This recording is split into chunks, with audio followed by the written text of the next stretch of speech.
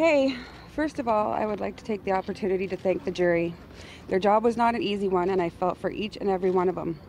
They had the burden of listening to the unthinkable and deciding the fate of another person's life.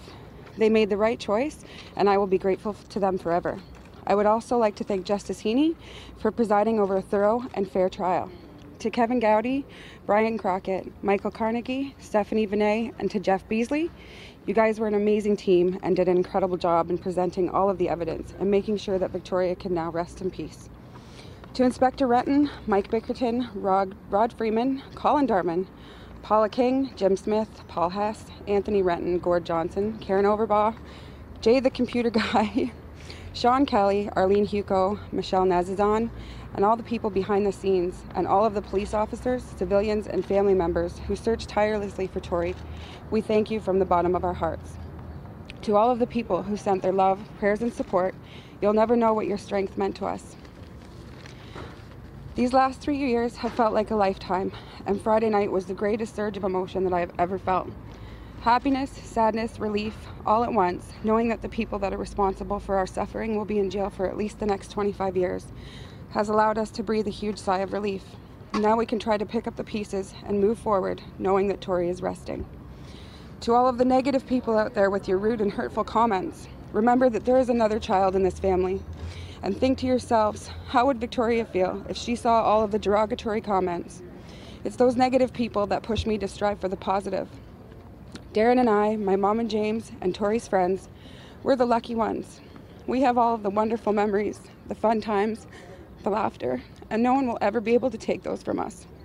Every time I see a butterfly or a purple ribbon or Hannah Montana, we will forever be reminded of our little princess. She has touched the hearts of millions, and I'm proud to say that I'm Victoria Stafford's mom.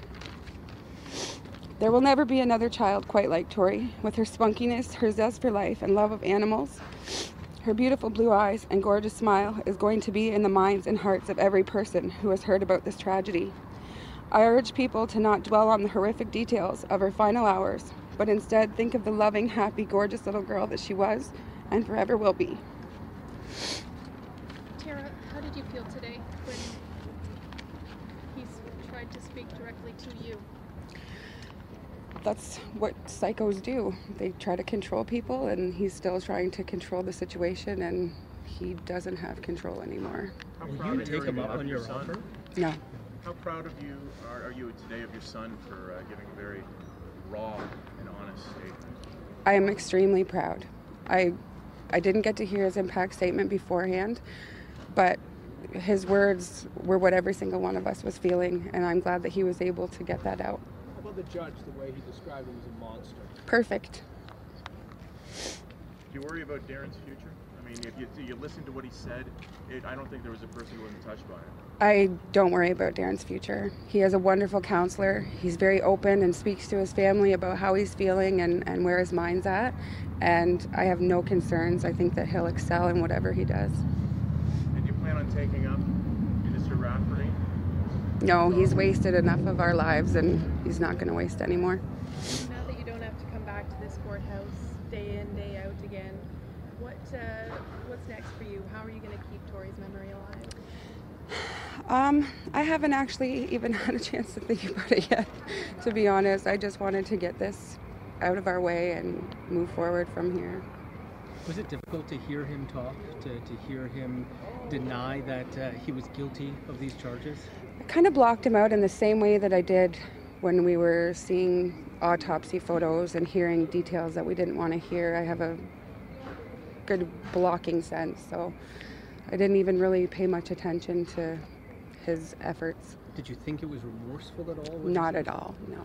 No, he was just trying to grasp at whatever straws are left. What do you think his tears were for? Himself. You know it, Randy. Anything else? How do you hope he'll stay in jail, Liz? I can't say that. Let's just hope it's as miserable as he's made our lives. That's it. Thank you. Thanks, guys.